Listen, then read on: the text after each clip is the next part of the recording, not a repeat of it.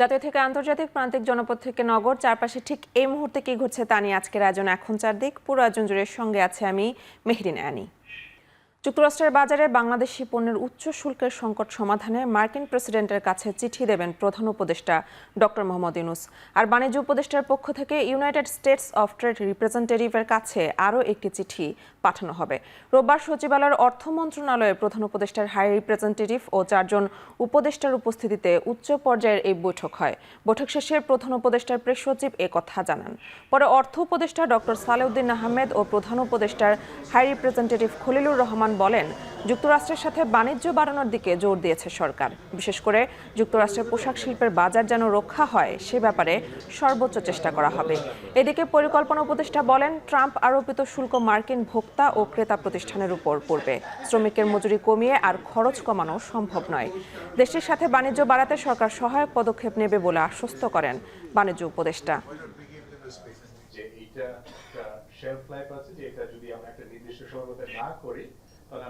বাংলাদেশের সাথে যাদের কম্পিটিটিভ কান্ট্রি আছে, কম্পিটিটর যারা আছে, তাদের চেয়ে আমরা আরো বিজনেস বান্ধব আরো এই চিঠিটা হবে। আমেরিকানরা মনে করে যে বাংলাদেশের প্রোডাক্ট অনেক বেটার অন্য দেশের তুলনায়, সেটাকে আমরা আরো এফিসিয়েন্সি বাড়াবো প্রাইভেট সেক্টরে। আমরা সুনির্দিষ্ট কিছু প্রস্তাবনার মধ্যে আমরা একমত হয়েছি এবং সেই অনুযায়ী আমরা আমাদের কর্মকাণ্ড পরিচালনা করব। আমাদের স্বার্থ বজায় রেখে যুক্তরাষ্ট্র থেকে আমাদের আমদানি বেশ বাড়ানো সম্ভব। টানা 9 দিন পবিত্র ঈদ উল ফিতরের ছুটি কাটিয়ে কর্মস্থলে ফিরতে শুরু করেছেন সরকারি বেসরকারি চাকুরিজীবীরা। সকালে সচিবালয়ে কর্মস্থলে ফিরেছেন বিভিন্ন মন্ত্রণালয়ের কর্মকর্তা কর্মচারীরা। প্রথম কর্মদিবসে সহকর্মীদের সঙ্গে ঈদ শুভেচ্ছা বিনিময় করেন তারা। এদিকে রাজধানীর মতিঝিলে বাংলাদেশ ব্যাংক, সোনালী ব্যাংক সহ সরকারি বেসরকারি সংস্থার কর্মীরা আসেন তাদের কর্মস্থলে। একই সাথে কিছু কিছু শিক্ষা প্রতিষ্ঠানে ফেরেন শিক্ষার্থীরাও। পরিবার পরিজনের সাথে লম্বা ছুটি কাটিয়ে নির্বিঘ্নে কর্মস্থলে ফেরায় তাদের কণ্ঠে ছিল স্বস্তির সুর। তবে নগরীর সড়কে এই দিন খুব একটা যানজট না থাকলেও মেট্রো রেলে ছিল যাত্রীদের ঢল। এর আগে গত 27 মার্চ ছিল এসব অফিসের কর্মকর্তা কর্মচারীদের শেষ কর্মদিবস। 28 মার্চ থেকে 5 এপ্রিল পর্যন্ত টানা 9 দিনের সরকারি ছুটি ঘোষণা করা হয়।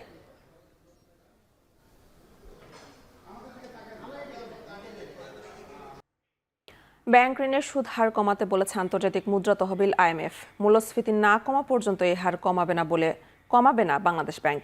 এদিকে অন্তর্বর্তী সরকারের কর্মকাণ্ড এবং অর্থনীতিতে অর্জনের জন্য IMF সন্তুষ্ট বলেও জানিয়েছে অর্থ উপদেষ্টা সালেউদ্দিন আহমেদ। রোববার সকালে প্রথমে অর্থ উপদেষ্টা ও মন্ত্রণালয়ের সাথে বৈঠক করে IMF। বৈঠক শেষে অর্থ উপদেষ্টা বলেন, অন্তর্বর্তী সরকারের কর্মকাণ্ড এবং অর্থনীতিতে অর্জনের জন্য IMF সন্তুষ্ট। এ সময় তিনি বলেন, জুনের মধ্যে $4.7 বিলিয়ন ঋণের পরবর্তী চতুর্থ এবং পঞ্চম কিস্তি একসাথে পাওয়া যাবে। তবে রাজস্ব আদায়ের শর্ত পূরণের লক্ষ্যমাত্রা জুড়ে দিয়েছে IMF। পরে দুপুর 12টায় বাংলাদেশ ব্যাংকের গভর্নর ও কর্মকর্তাদের সাথে বৈঠক করে IMF। বৈঠকে ব্যাংক খাতে সংস্কার নিয়ে প্রশংসা করেছে IMF। এছাড়া জুনে মূল্যস্ফীতি কমে 8.2% নামবে বলে জানিয়েছে IMF।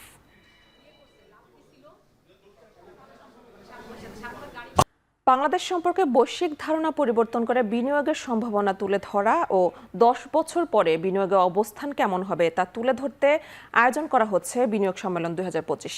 বাংলাদেশ বিনিয়োগ উন্নয়ন কর্তৃপক্ষ বিডার আয়োজনে সম্মেলনটি চলবে 7 থেকে 10 এপ্রিল পর্যন্ত। সম্মেলনে ILO ও নাসার সঙ্গে চুক্তি হওয়ার সম্ভাবনা আছে। রোববার দুপুরে বিনিয়োগ সম্মেলনের বিস্তারিত তুলে ধরে সংবাদ সম্মেলনে এসব তথ্য জানানো হয়। চাচ্ছিলাম যে বাংলাদেশের যে বিনিয়োগ ব্যবস্থা সেখানে একটা মেজর রিফর্ম হোক, যাতে ইনভেস্টরদের জন্য ভবিষ্যতে বাংলাদেশে ব্যবসা করা ইজি হয়।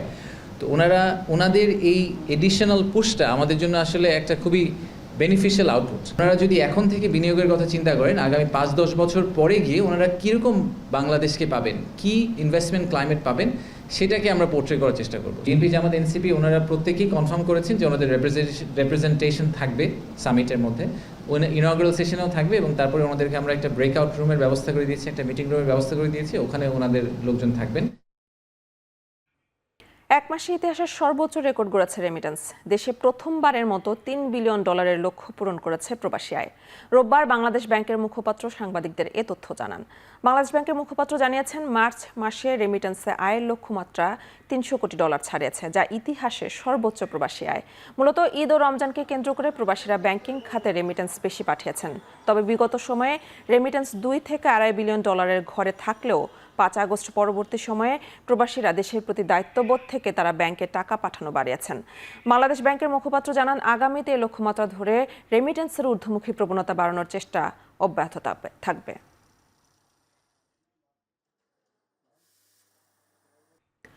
জুলাই গণহত্যায় সাবেক প্রধানমন্ত্রী শেখ হাসিনা সহ 3টি মামলার খসড়ার প্রতিবেদন হাতে পেয়েছে প্রসিকিউশন।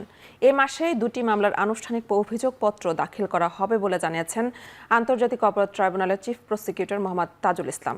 তিনি জানান, আয়নাঘর খ্যাত গুমের বন্দিশালা পরিদর্শন করতে গিয়ে টাইম বোমার ঝুঁকিতে পড়েছিল তদন্ত দল। শেখ হাসিনার বিরুদ্ধে যেটা মানবতা বিরোধীর কমান্ড রেসপন্সিবিলিটির মামলা, সেটারও ড্রাফট আমাদের হাতে এসেছে, যেটার আরও ফার্দার কাজ চলছে। খুব সাহসী 2টো চূড়ান্ত রিপোর্ট আমরা পাবো এবং এই মাসের মধ্যে অন্তত 2টো মামলার ফর্মাল চার্জ হয়তো দাখিল করা সম্ভব হবে। দুর্নীতির অভিযোগ এড়াতে পারেননি বলে টিউলিপ সিদ্দিকী সেদেশের মন্ত্রিত্ব থেকে পদত্যাগ করতে বাধ্য হয়েছেন বলে মন্তব্য করেছেন দুদক চেয়ারম্যান আব্দুল মোমেন। রোববার এক ব্রিফিংয়ে তিনি বলেন, টিউলিপ সিদ্দিক ও শেখ হাসিনার বিরুদ্ধে হওয়া মামলার ব্যাপারে আইনি প্রক্রিয়া এগোবে দুদক। দুর্নীতি দমন কমিশন তার আইনজীবীকে এবং আইনজীবীর মাধ্যমে মিস টিউলিপ সিদ্দিকীকে ইতিপূর্বেই জানিয়ে দিয়েছে, সম্পূর্ণভাবে দালিলিক প্রমাণের উপর ভিত্তি করেই আদালতে দুর্নীতির চার্জশিট দাখিল করা হয়েছে। আদালতে হাজির হয়ে তারা যেন অনুগ্রহ করে এই অভিযোগের মোকাবেলা করেন।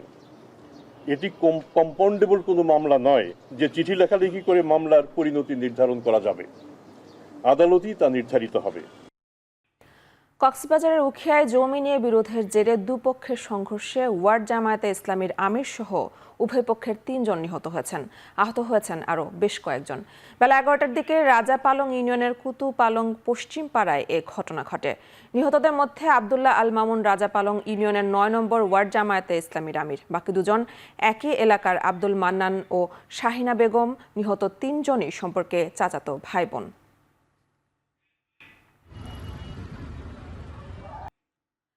বন্দীদের মুক্ত না করে গাজায় অনবরত আগ্রাসন চালিয়ে যাওয়ার প্রতিবাদে ইসরায়েলে অব্যাহত আছে সরকার বিরোধী বিক্ষোভ।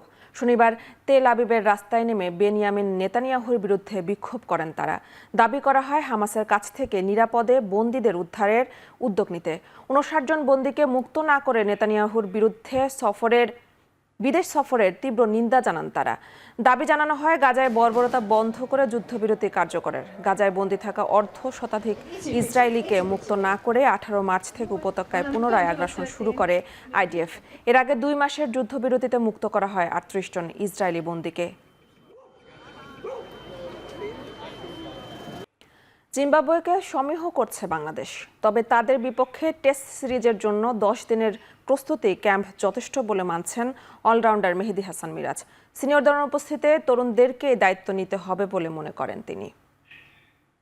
সিলেটে মেবি হয়তো 2 দিনের আমরা একটা প্র্যাকটিস ম্যাচও খেলতে পারি, আমি জানি না। টিম ম্যানেজমেন্ট সেটা মনে করেন কি যে ডিসাইড করবে।